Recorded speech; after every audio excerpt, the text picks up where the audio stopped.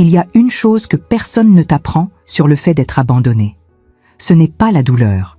La douleur, tu la connais déjà. C'est le silence qui vient après. Ce silence d'hôpital, à 11 heures du soir, quand tu réalises que le fauteuil à côté de ton lit est vide. Pas parce qu'il est allé chercher de l'eau, mais parce qu'il est parti pour de bon. Et la dernière chose qu'il m'a dite, c'était ça. Prends soin de toi. Comme si j'étais une connaissance. Comme si 32 ans ne comptaient pour rien. Je m'appelle Maëlys Vautrin. Je vis à Annecy depuis toujours, ou presque. J'ai grandi au bord du lac, dans une famille où on ne parlait pas beaucoup, mais où on travaillait dur. Mon père réparait des montres. Ma mère cousait des rideaux pour les voisins quand l'argent manquait. On n'était pas riches, mais on était droit. C'est comme ça qu'on m'a élevée, droite, silencieuse, patiente. Et moi, j'ai été patiente toute ma vie. J'ai été patiente quand Renaud rentrait tard sans explication. Patiente quand il décidait de tout, les vacances, la maison, les amis qu'on fréquentait, sans me demander mon avis.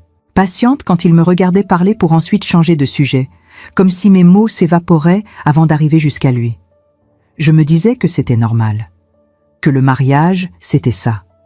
Que les femmes de ma génération savaient ce que ça voulait dire, tenir une maison, tenir un homme, tenir sa langue. Ce que je ne savais pas, c'est qu'on peut tenir si longtemps qu'on finit par ne plus se rappeler ce qu'on tenait au départ. Le diagnostic est arrivé un mardi matin de novembre.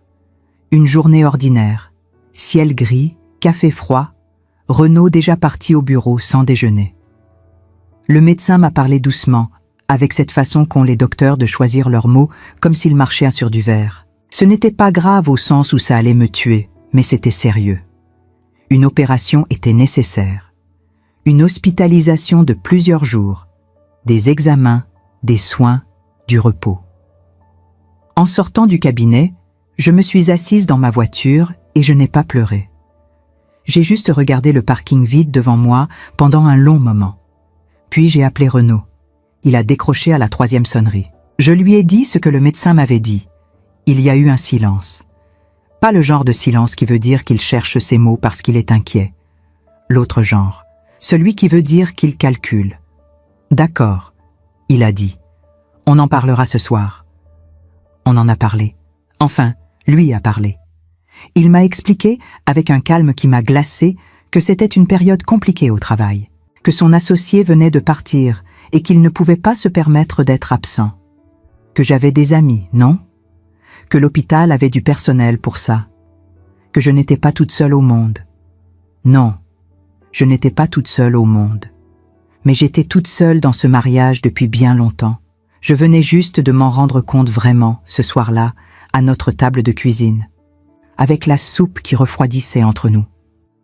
Si vous êtes en train d'écouter cette histoire et que quelque chose dans ces mots vous touche, parce que vous avez connu ce silence, cette invisibilité, ce sentiment d'exister sans vraiment compter, je vous invite à laisser un commentaire en me disant d'où vous regardez. Ça me fait du bien de savoir que je ne parle pas dans le vide. Et si cette histoire mérite d'être entendue, un petit pouce levé, ça aide plus qu'on ne le croit. L'opération était programmée pour le jeudi suivant. Renaud m'a accompagné à l'admission. Il a signé les papiers, parlé à l'infirmière avec ce sourire poli qu'il réservait aux étrangers, et il est resté jusqu'à ce qu'on me monte en chambre. Il m'a embrassé sur le front, un geste mécanique, comme on ferme une porte. « Je passerai demain si je peux », il a dit. Il n'est pas passé le lendemain, ni le surlendemain.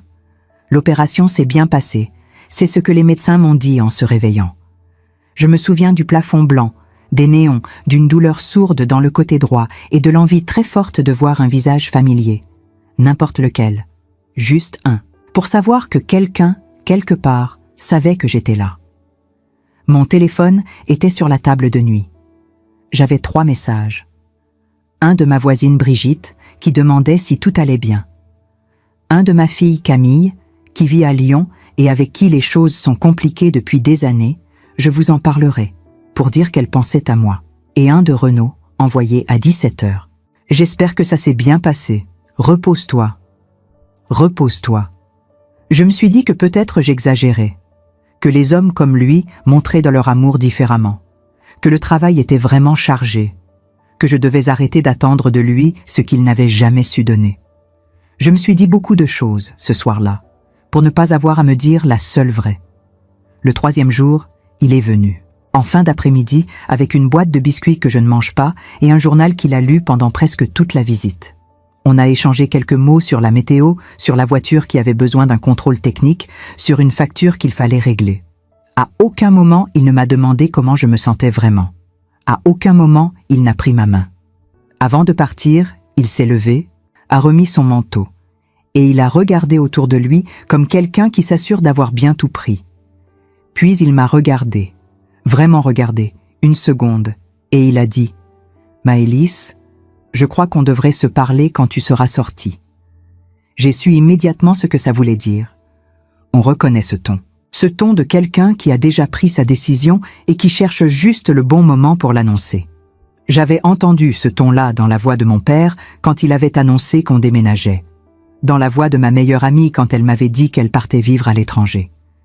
C'est le ton de quelqu'un qui s'en va. « D'accord », j'ai dit. Et il est parti. Cette nuit-là, je n'ai pas dormi. Pas à cause de la douleur physique, les médicaments faisaient pas leur travail, mais parce que quelque chose s'était installé dans ma poitrine, quelque chose de lourd et de précis, et que je n'arrivais pas à le faire partir. Je regardais le plafond et je faisais le compte. 32 ans, une maison, une fille qu'on n'a pas su élever ensemble, des vacances en famille où on était chacun dans notre coin, des dîners silencieux, des nuits encore plus silencieuses. Et moi, toujours là, toujours à tenir, à m'adapter, à réduire mes attentes jusqu'à ce qu'elles soient si petites qu'elles tiennent dans un message de 5 mots. Repose-toi. À un moment, vers minuit, l'infirmière de nuit est passée pour contrôler mes constantes. Elle était jeune, la vingtaine peut-être, avec des yeux fatigués mais doux. Elle a regardé mon écran, tendu, fréquence cardiaque un peu élevée, et elle m'a demandé si j'avais besoin de quelque chose. J'ai failli lui dire non, comme d'habitude, puis je lui ai dit « Juste un peu de compagnie ». Elle s'est assise 2 minutes. On n'a pas beaucoup parlé. Mais ces 2 minutes ont compté plus que les 3 jours de visite de Renaud. C'est ça parfois, les gens. Ce ne sont pas les grandes déclarations qui comptent. C'est qui reste dans le couloir à minuit. Le lendemain matin, il m'a envoyé un message. Court, sans préambule. Je ne pense pas que ce soit une bonne idée que je revienne à l'hôpital. On se parlera à ta sortie. Prends soin de toi. Prends soin de toi, voilà. C'était fait. Pas de dispute, pas d'explication. Juste une phrase froide sur un écran de téléphone, dans un lit d'hôpital, à 100 km de tout ce qui ressemblait à une vie normale. J'ai posé le téléphone. J'ai regardé par la fenêtre. Dehors, il y avait le lac d'Annecy, gris ce matin-là, sous un ciel d'automne qui ne promettait rien. Et j'ai pensé à quelque chose que ma mère me disait quand j'étais petite. Maëlys, une femme qui ne sait pas rester debout toute seule, ne sait pas non plus ce qu'elle vaut vraiment. Je ne savais plus ce que je valais. Je ne savais plus très bien qui j'étais, en dehors de ce mariage, en dehors de cette maison, en dehors du rôle que j'avais joué pendant toutes ces années. Et c'est une chose terrible, ça, réaliser, à 59 ans, dans un lit d'hôpital, qu'on s'est perdu quelque part en chemin sans s'en rendre compte. Cette nuit-là, la nuit après son message, je n'attendais plus rien, ni personne. Alors, quand la porte de ma chambre s'est ouverte, à minuit passé, et que j'ai vu une silhouette que je ne reconnaissais pas tout de suite dans la pénombre, je n'ai pas eu peur. J'ai juste retenu mon souffle. Parce que quelque chose dans la façon dont cet homme se tenait dans l'encadrement de la porte, quelque chose dans ses épaules, dans sa façon de s'arrêter comme s'il avait besoin d'une seconde avant d'entrer, m'a ramené à un endroit que je croyais avoir oublié depuis des années. Et quand la lumière du couloir a éclairé son visage, j'ai compris, Adrien. Dans le prochain chapitre, vous allez comprendre pourquoi la présence d'Adrien cette nuit-là n'était pas un hasard. Et ce qu'il portait avec lui, quelque chose qu'il gardait depuis des années, allait tout changer. Pas seulement pour moi, pour tout le monde, Adrien Delcourt. Je n'avais pas prononcé ce nom à voix haute depuis plus de 30 ans. Il vivait quelque part dans un coin reculé de ma mémoire, dans cette zone où on range les choses qu'on a décidé de ne plus toucher. Pas parce qu'elles font mal, mais parce qu'elles rappellent qui on aurait pu être si on avait fait des choix différents. Il est entré doucement, comme quelqu'un qui a peur de déranger. Il avait vieilli, bien sûr. les cheveux gris aux tempes, quelques rides autour des yeux, une façon de se tenir un peu plus lourde qu'avant. Mais il y avait quelque chose dans son regard qui n'avait pas changé. Cette façon de regarder les gens vraiment, jusqu'au bout, sans détourner les yeux. Ça m'avait frappé la première fois que je l'avais rencontré, à 26 ans. Ça m'a frappé encore cette nuit-là, dans ce lit d'hôpital, à 59 ans. « Maëlys », il a dit, juste mon prénom. Comme si c'était suffisant. Et c'était suffisant. Je ne savais pas quoi dire. Je ne savais même pas si ce que je voyais était réel, pas parce que j'avais des hallucinations, mais parce que certaines choses paraissent tellement improbables qu'on hésite à y croire, même quand elles sont devant soi. J'ai fini par demander l'évidence. « Comment tu sais que j'étais ici ?» Il s'est assis sur le fauteuil à côté de mon lit, le même fauteuil que Renaud avait à peine occupé, et il a pris une longue inspiration avant de répondre. Brigitte m'a appelé. Brigitte, ma voisine, celle qui m'avait envoyé un message après l'opération pour savoir si tout allait bien. Je ne savais pas qu'elle connaissait Adrien. Je ne savais pas qu'ils étaient en contact. Et là, dans ce silence d'hôpital à minuit, j'ai réalisé que je ne savais peut-être pas beaucoup de choses que je croyais savoir. Elle s'inquiétait pour toi, il a continué. Elle m'a dit que tu étais seule, que Renaud n'était pas venu. Il a dit le nom de mon mari sans aucun jugement dans la voix. Juste un fait. Et c'est ça qui m'a fait le plus d'effet. Pas de la pitié, pas de la colère pour moi, juste une présence calme et directe, comme quelqu'un qui vient parce qu'il le faut, pas pour faire bonne figure. J'ai regardé mes mains sur le drap blanc. « Tu n'avais pas à venir », j'ai dit. « Je sais ». Il n'a pas ajouté autre chose. Et dans ce « je sais », il y avait tout ce qu'une longue explication n'aurait pas réussi à dire. On est resté silencieux un moment. Dehors, dans le couloir, on entendait le bruit feutré de l'hôpital la nuit. Des pas lointains, une porte qui se ferme, une machine quelque part. Ce silence entre nous n'était pas gênant. C'était le silence de deux personnes qui se connaissent assez pour ne pas avoir besoin de remplir l'espace. C'est lui qui a reparlé en premier. « Tu te souviens de la dernière fois qu'on s'est vus ?» Bien sûr que je m'en souvenais. C'était à Annecy, dans un café près de la vieille ville. J'avais 30 ans, lui 32. On s'était rencontrés par hasard après 2 ans sans nouvelles, et on avait parlé pendant 3 heures, comme si le temps ne s'était pas passé. À la fin, il m'avait dit qu'il partait s'installer à Grenoble pour son travail. Je lui avais dit que j'allais me marier avec Renaud. On s'était regardé une seconde de trop, et puis on était partis chacun de notre côté. Je n'avais plus eu de nouvelles après ça. « Oui », j'ai répondu. « J'ai quelque chose pour toi », il a dit. Et c'est là qu'il a sorti de la poche intérieure de sa veste une enveloppe. Pas une enveloppe neuve, une vieille enveloppe, jaunie sur les bords, avec mon prénom écrit dessus à la main.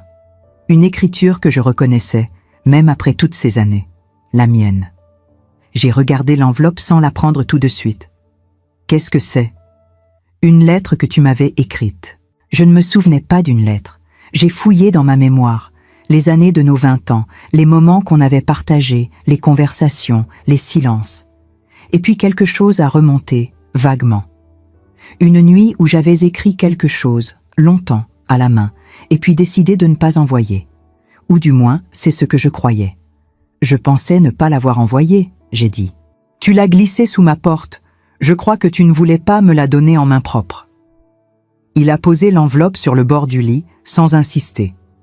Tu n'es pas obligé de la lire maintenant, mais je l'ai gardée toutes ces années parce que je pensais qu'un jour, il y aurait un bon moment pour te la rendre. Je n'ai pas touché l'enveloppe tout de suite. J'avais peur, non pas de ce que j'y avais écrit, mais de ce que ça allait réveiller. Parce que les mots qu'on écrit à 26 ans, dans un état d'honnêteté qu'on n'a plus forcément à 59, peuvent être brutaux. Pas pour l'autre. Pour soi-même. « Pourquoi maintenant ?» j'ai demandé. Il a réfléchi avant de répondre.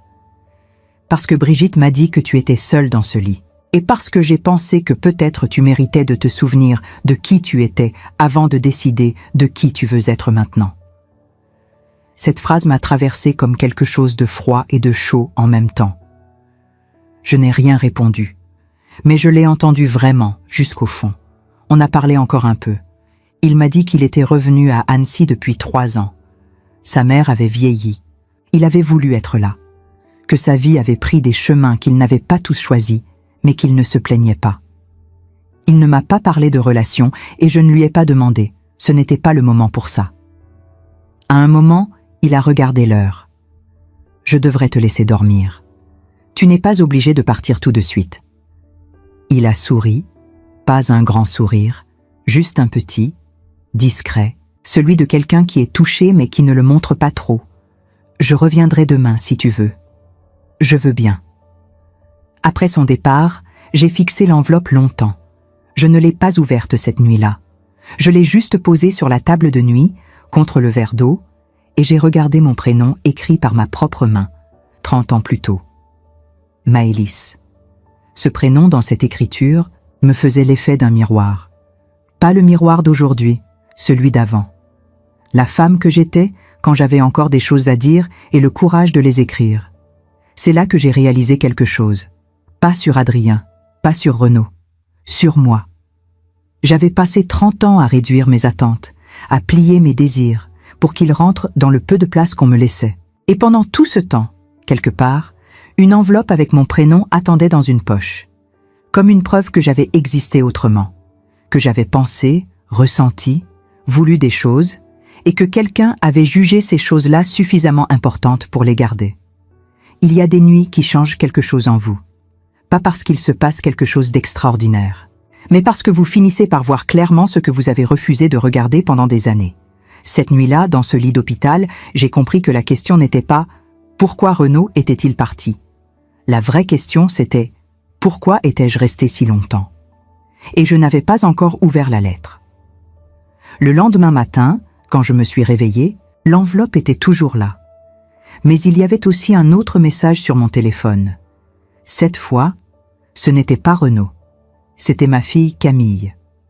Et ce qu'elle m'écrivait, je ne m'y attendais pas du tout. Le message de Camille était court. Trop court pour ce qu'il contenait. « Maman, j'arrive demain. On a besoin de se parler.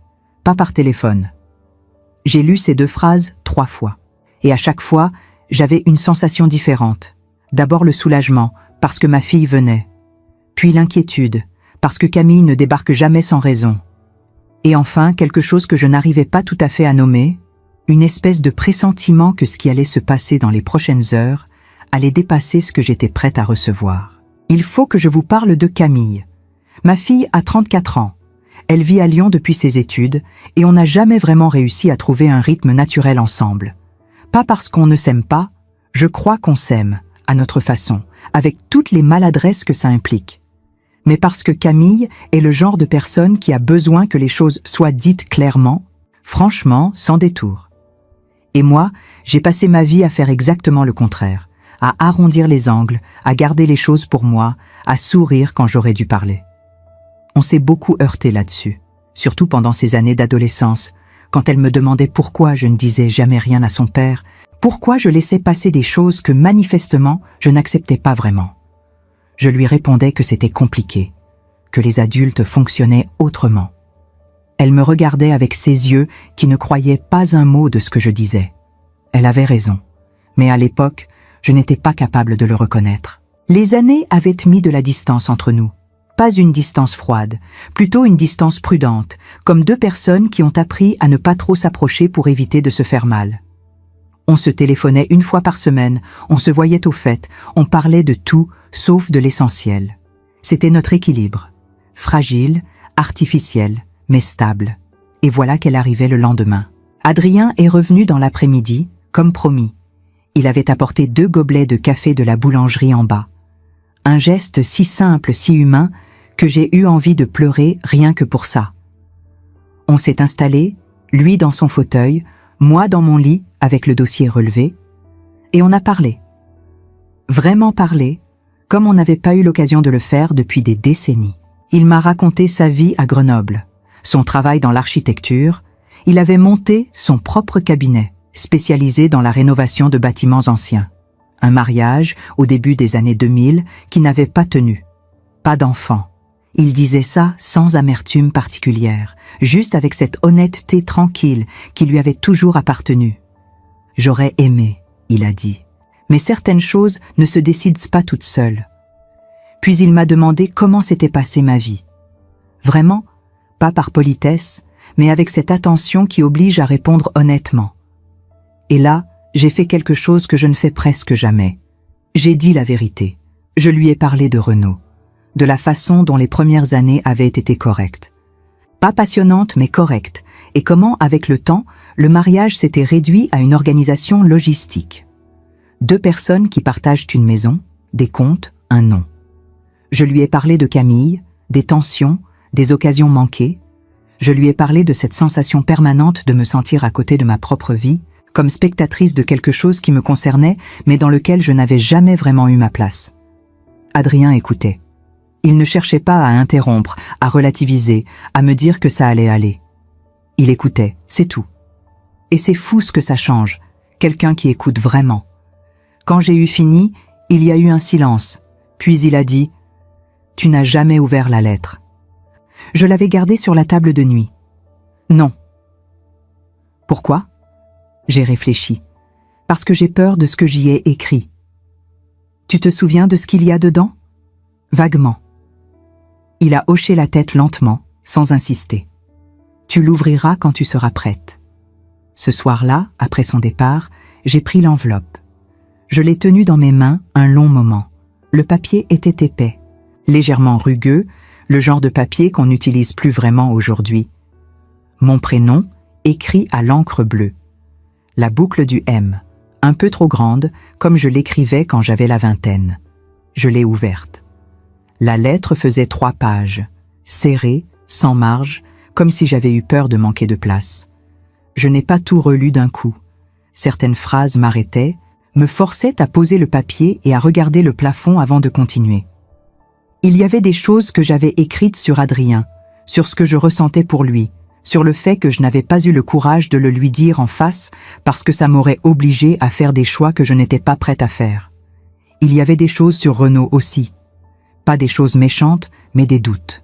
Des phrases comme « Je ne suis pas sûre que ce soit de l'amour, je crois que c'est de la sécurité, et je ne sais pas si c'est suffisant. » Des phrases que j'avais écrites à 26 ans et que j'avais enfouies si profondément que j'avais fini par croire ne les avoir jamais pensées. Mais ce qui m'a le plus arrêté, c'était la dernière page. J'avais écrit « Si un jour je lis cette lettre et que je suis encore dans cette vie par habitude plutôt que par choix, j'espère que j'aurai encore le temps de changer quelque chose. Pas pour quelqu'un d'autre. Pour moi. » J'ai relu cette phrase plusieurs fois. Et pour la première fois depuis le début de cette hospitalisation, depuis le message froid de Renaud, depuis les nuits seules, depuis tout, j'ai pleuré. Pas de la tristesse exactement. Plutôt ce genre de larmes qui sortent quand quelque chose se dénoue à l'intérieur. Quand on reconnaît enfin une vérité qu'on avait travaillé dur à ignorer. Camille est arrivée le lendemain matin, vers 10 heures. Elle avait pris le train de nuit. Elle avait des valises sous les yeux et cette façon à elle de marcher vite, droit, comme quelqu'un qui s'est décidé à faire quelque chose et qui ne veut pas se laisser le temps de changer d'avis. Elle s'est arrêtée dans l'encadrement de la porte. On s'est regardé 1 seconde. Maman. Camille. Elle est entrée, a posé son sac et s'est assise au bord du lit. Pas dans le fauteuil, au bord du lit, tout près, comme elle ne le faisait plus depuis qu'elle était petite. Et j'ai compris que ce qu'elle avait à me dire était important. Papa m'a appelée. Elle a commencé. Je n'ai pas répondu. J'attendais. Il m'a dit que vous alliez vous séparer, qu'il te l'avait dit avant que tu entres à l'hôpital. Ce n'était pas tout à fait vrai. Il me l'avait dit pendant l'hospitalisation, pas avant. Mais je n'ai pas corrigé. Ce n'était pas ce qui comptait. Il m'a demandé de te convaincre que c'était la meilleure décision pour vous deux. J'ai levé les yeux vers elle. Et toi, qu'est-ce que tu en penses ? Camille a pris une inspiration. Et là, elle a fait quelque chose qui m'a surprise. Elle a posé sa main sur la mienne. Un geste simple, direct, le genre de geste qu'on n'échange pas facilement quand les années ont construit des murs entre 2 personnes. Je pense que papa a toujours été comme ça. Et je pense que tu le sais depuis longtemps. Je n'ai rien dit. Ce que je veux te dire, elle a continué, c'est que je ne suis pas venue pour lui.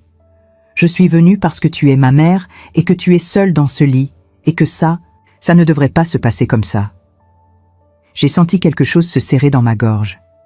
Pas de la tristesse, autre chose.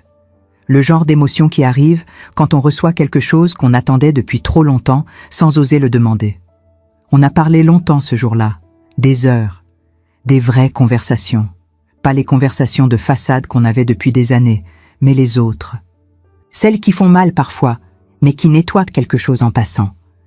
Camille m'a dit des choses que je n'avais pas entendues de sa bouche depuis qu'elle était enfant. Que ma façon de tout garder pour moi l'avait rendue folle pendant des années. Qu'elle avait cru longtemps que je n'avais pas confiance en elle. Qu'elle avait mis du temps à comprendre que ce n'était pas ça. Que c'était juste que je n'avais jamais appris à parler. Je lui ai dit des choses aussi.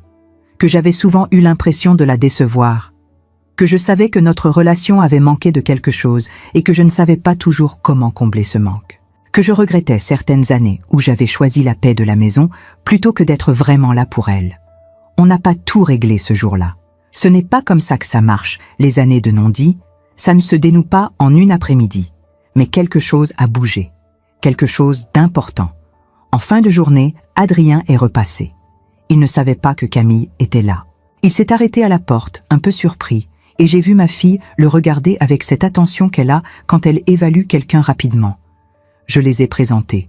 Simplement, un ami d'avant, quelqu'un qui était passé me voir. Adrien a été naturel, chaleureux, sans être excessif. Camille a serré la main qu'il lui tendait et a dit « Je suis contente que ma mère n'ait pas été complètement seule. » Après son départ, Camille m'a regardé avec un petit sourire. « Il a l'air bien. » « Oui, » j'ai répondu. Elle n'a pas posé d'autres questions. Mais il y avait dans ses yeux quelque chose que je n'avais pas vu depuis longtemps. Une curiosité bienveillante, presque douce. Comme si, pour la première fois depuis des années, elle voyait sa mère comme une personne entière, avec une histoire, avec des choix qui restaient à faire. Ce soir-là, après que Camille soit allée dormir à l'hôtel en bas de la rue, j'ai repris la lettre. Je l'ai relue, pas entièrement, juste la dernière phrase. Si un jour je lis cette lettre et que je suis encore dans cette vie par habitude plutôt que par choix, j'espère que j'aurai encore le temps de changer quelque chose. Pas pour quelqu'un d'autre. Pour moi. J'avais 59 ans. J'étais dans un lit d'hôpital. Mon mari venait de me quitter par message. Ma fille venait de traverser la France pour être là. Et un homme que j'avais cru oublier était revenu avec une enveloppe jaunie qui portait mon prénom. Le temps de changer quelque chose. Est-ce qu'il en restait encore? Le lendemain matin, c'est l'infirmière chef qui est entrée dans ma chambre avec une expression que je ne savais pas encore lire. Elle m'a dit qu'un homme était venu à l'accueil la veille au soir. Pas Adrien. Pas un médecin. Quelqu'un qui avait demandé de mes nouvelles en donnant mon nom complet et l'adresse de notre maison à Annecy. Quelqu'un que le personnel n'avait pas laissé monter, mais qui avait laissé une enveloppe. Cette fois, ce n'était pas mon écriture sur l'enveloppe, c'était celle de Renaud. L'enveloppe était posée sur la table de nuit. Celle d'Adrien était toujours là aussi, pliée, relue, marquée par mes propres mains.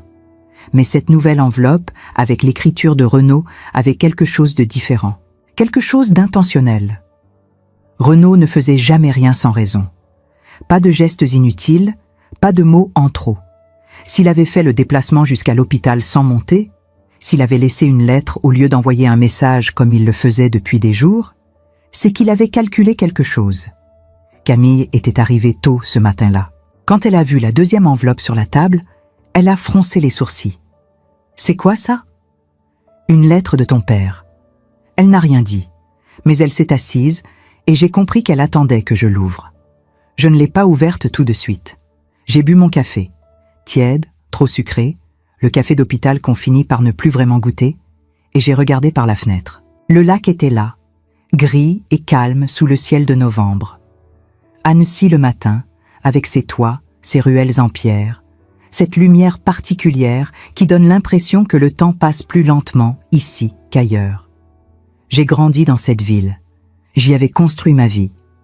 Et pour la première fois, en regardant ce lac ce matin-là, je me demandais ce que cette ville représentait vraiment pour moi, en dehors de Renaud, en dehors de la maison, en dehors du rôle que j'y avais joué. J'ai ouvert l'enveloppe. La lettre de Renaud faisait 1,5 pages. Écriture serrée, ordonnée, sans rature, il avait dû la recopier. C'était du Renaud pur, même dans l'émotion, ou ce qui s'en approchait. Il ne pouvait pas se permettre le désordre. Il commençait par dire qu'il n'était pas venu monter parce qu'il pensait que je n'avais pas envie de le voir.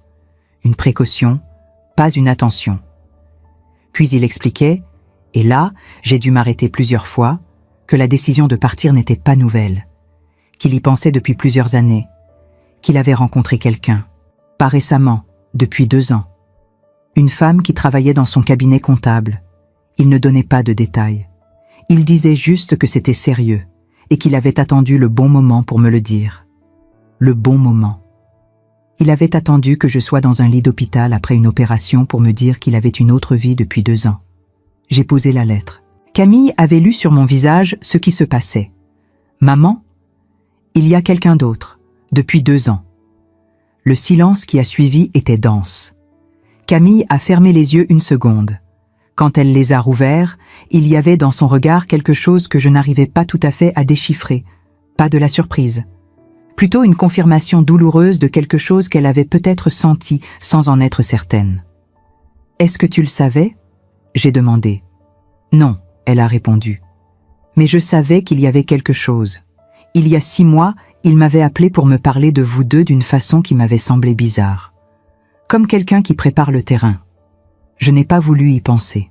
On est restées silencieuses toutes les deux. Il y a des révélations qui font exploser quelque chose à l'intérieur. De la rage, de la peine, un besoin immédiat de réagir, de faire quelque chose. Et puis, il y en a d'autres qui font l'effet inverse. Qui installent un calme étrange, presque froid, parce que quelque chose en vous avait déjà su. Pas consciemment, mais su quand même. C'est ce que j'ai ressenti ce matin-là. Pas l'explosion, le calme. J'ai repris la lettre et je l'ai lue jusqu'au bout. Dans les derniers paragraphes, Renaud disait qu'il souhaitait régler les choses proprement. La maison, les comptes, le reste. Qu'il espérait qu'on pouvait faire ça sans conflit. Qu'il me souhaitait un bon rétablissement. Il me souhaitait un bon rétablissement. J'ai replié la lettre, je l'ai remise dans l'enveloppe et j'ai posé l'enveloppe sur la table. Pas avec violence, juste posée là, comme un objet ordinaire qui avait fini de me concerner. Camille me regardait. « Qu'est-ce que tu ressens ?» J'ai réfléchi honnêtement. Du soulagement. Elle n'a pas eu l'air choquée. Elle a hoché la tête lentement, comme quelqu'un qui comprend. « C'est normal, maman. » Adrien est passé en fin de matinée. Il a senti que quelque chose avait changé dans la pièce dès qu'il est entré. Cette façon qu'il avait de lire l'atmosphère sans qu'on ait besoin de lui expliquer. Il a regardé les 2 enveloppes sur la table de nuit, puis il m'a regardé. « Ça va ?» « Oui. » Il a tiré le fauteuil et s'est assis. Camille était là aussi, et tous les 3 on a parlé. Pas de Renaud, pas de la lettre, pas de ce qui allait se passer ensuite. On a parlé d'Annecy, de souvenirs, de petites choses. Camille lui a demandé ce qu'il faisait dans l'architecture. Il lui a répondu avec cet enthousiasme discret qu'il avait quand quelque chose l'intéressait vraiment. Et j'ai regardé ma fille parler avec cet homme dans cette chambre d'hôpital, sous la lumière blanche du matin. Et quelque chose en moi s'est déposé, comme une poussière qui retombe après qu'on ait secoué quelque chose de trop longtemps fermé. À un moment, Camille s'est levée pour aller chercher quelque chose à manger en bas. Elle nous a laissés seuls, Adrien et moi, et il y a eu ce silence familier entre nous, celui que j'avais appris à reconnaître depuis quelques jours. Le silence de 2 personnes qui n'ont pas besoin de le remplir. « Tu as lu la lettre ?» il a dit. L'autre, la mienne. « Oui. » Et ? J'ai pris 1 seconde avant de répondre. J'avais 26 ans et je voyais déjà ce que je refusais d'admettre. C'est ça le plus dur à accepter. Pas lui, pas les 2 ans. Le fait que j'avais su, quelque part, et que j'ai quand même choisi de rester.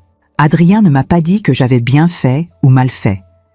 Il n'a pas essayé de relativiser ou de me consoler avec des mots faciles. Il a juste dit « On fait les choix qu'on est capable de faire au moment où on les fait. » Pas plus. C'était simple, mais c'était vrai. Et maintenant, j'ai demandé, pas à lui en particulier, plutôt à voix haute, pour moi-même. Maintenant, tu choisis autrement. Je suis sortie de l'hôpital 4 jours plus tard. Camille était là. Elle avait pris 1 semaine de congé, sans que je le lui demande, sans qu'on en parle vraiment, elle avait juste décidé de rester. On a pris un taxi ensemble jusqu'à la maison. En chemin, elle a posé sa tête sur mon épaule, comme quand elle était petite. Je n'ai rien dit. Je lui ai juste pris la main. La maison était silencieuse. Renaud avait déjà récupéré ses affaires, discrètement, pendant mon hospitalisation, avec cette efficacité qui lui était propre. Il n'avait pas tout pris, juste ce qui lui appartenait. Le reste était là, intact. Les meubles, les livres, les photos sur les étagères. Ma vie matérielle, inchangée. Mais l'espace, lui, avait changé. Il y avait quelque chose de différent dans l'air, quelque chose que je n'aurais pas su nommer, mais que je ressentais physiquement. De la place. Pour la première fois depuis très longtemps, il y avait de la place. Camille a passé la semaine avec moi. On a fait des choses simples. Cuisiner, marcher au bord du lac, parler. Vraiment parler. Pas les conversations de surface qu'on avait maintenues pendant des années. Elle m'a raconté sa vie à Lyon, ses doutes, ses projets. Je lui ai parlé de moi, de qui j'étais avant Renaud, de ce que j'avais mis de côté, de ce que j'avais envie de retrouver. Ces conversations-là, on aurait dû les avoir il y a des années. Mais il y a des choses pour lesquelles il faut apparemment toucher le fond avant de les dire à voix haute. Adrien est venu dîner un soir. On était tous les 3 autour de la table, avec une bouteille de vin de Savoie et un gratin que Camille avait préparé. La conversation était légère, facile, sans le poids de tout ce qu'il y avait eu avant. À un moment, j'ai regardé autour de cette table, ma fille qui riait à quelque chose qu'Adrien venait de dire, la lumière douce de la cuisine, le lac au loin par la fenêtre, et j'ai pensé à cette phrase que j'avais écrite 30 ans plus tôt. J'espère que j'aurai encore le temps de changer quelque chose, pas pour quelqu'un d'autre, pour moi. Il en restait du temps, pas infiniment. Je n'avais pas l'illusion de ça, mais assez. Assez pour recommencer à exister autrement. Assez pour reconstruire quelque chose avec ma fille. Assez pour voir ce que donnerait cette amitié retrouvée avec Adrien, lentement, sans se précipiter, sans projeter dessus plus que ce qu'elle était pour l'instant. Assez pour apprendre, enfin, à occuper la place que j'avais passé ma vie à rétrécir. La vraie trahison de ces 32 ans, je l'avais compris dans ce lit d'hôpital, ce n'était pas Renaud. Ce n'était pas l'autre femme, ni les 2 ans de mensonges. La vraie trahison, c'était moi envers moi-même. Le silence que je m'étais imposé, les désirs que j'avais enterrés pour maintenir un équilibre qui n'avait jamais vraiment existé. On ne récupère pas ces années-là, on ne les rejoue pas. Mais on peut décider, à un moment donné, que ce qui reste sera différent. Que les choix à venir seront vraiment les siens. C'est ce que j'ai décidé, ce soir-là, autour de cette table.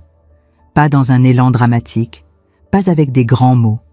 Juste comme ça, doucement, en regardant ma fille rire et en me souvenant de qui j'étais avant d'avoir eu peur. Les semaines qui ont suivi ont été plus calmes que je ne l'aurais cru. Les démarches avec Renaud ont été réglées sans conflit. Il avait raison là-dessus, au moins. On s'est parlé 2 ou 3 fois au téléphone, poliment, comme 2 personnes qui savent qu'elles se doivent du respect, même quand l'amour a disparu depuis longtemps. Je n'ai pas cherché à lui faire payer quoi que ce soit. Pas parce que je n'étais pas blessée. Je l'étais. Mais parce que la colère prend de la place et que j'avais décidé d'utiliser cette place autrement. Camille est revenue à Lyon, mais on se parle différemment maintenant. Elle appelle plus souvent. Les conversations durent plus longtemps. La semaine dernière, elle m'a demandé si je voulais venir passer quelques jours chez elle en janvier. J'ai dit oui sans hésiter. Ce que je n'aurais probablement pas fait avant, toujours à trouver une raison de rester dans mes habitudes. Adrien et moi, on se voit, régulièrement, sans étiquette. On marche au bord du lac, on boit du café, on parle de tout et de rien. Est-ce que ça deviendra autre chose un jour? Je ne sais pas. Je n'ai plus l'âge de me précipiter vers les réponses. Mais j'ai compris quelque chose. Que la présence de quelqu'un qui vous voit vraiment, qui vous écoute vraiment, qui reste dans le couloir à minuit quand les autres sont partis, ça a une valeur qui n'a rien à voir avec les étiquettes qu'on met dessus. Il y a quelques jours, En faisant de l'ordre dans mes affaires, j'ai retrouvé une photo de moi à 28 ans. Sur un bateau, sur le lac, avec le soleil dans les yeux et ce sourire qu'on a quand on ne pense à rien de compliqué. Je me suis regardée longtemps dans cette photo. Cette femme-là, insouciante, debout, avec quelque chose d'ouvert dans le regard, elle n'était pas morte. Elle avait juste attendu. On attend parfois très longtemps avant de revenir à soi. Mais on revient. Je ne sais pas si mon histoire ressemble à la vôtre. Peut-être que oui, peut-être que non. Mais si vous êtes arrivé jusqu'ici, si vous avez écouté jusqu'au bout, c'est peut-être parce que quelque chose dans tout ça vous a touché. Une phrase, une situation, une sensation que vous connaissiez déjà sans l'avoir jamais entendue dite comme ça. Ce que j'ai appris de tout ça, c'est simple. On ne perd pas sa vie d'un coup. On la laisse partir petit à petit, en silence, en acceptant trop souvent trop peu. Et parfois, il faut une nuit d'hôpital, une porte qui s'ouvre et un prénom qu'on croyait oublié pour se rappeler qu'on existe encore et qu'il n'est pas trop tard. Si cette histoire vous a parlé, laissez-moi un commentaire en me disant d'où vous regardez. Et si vous pensez qu'elle mérite d'être entendue par d'autres femmes qui en ont besoin, partagez-la. Ça compte plus que vous ne le croyez. À la prochaine. Maëlys.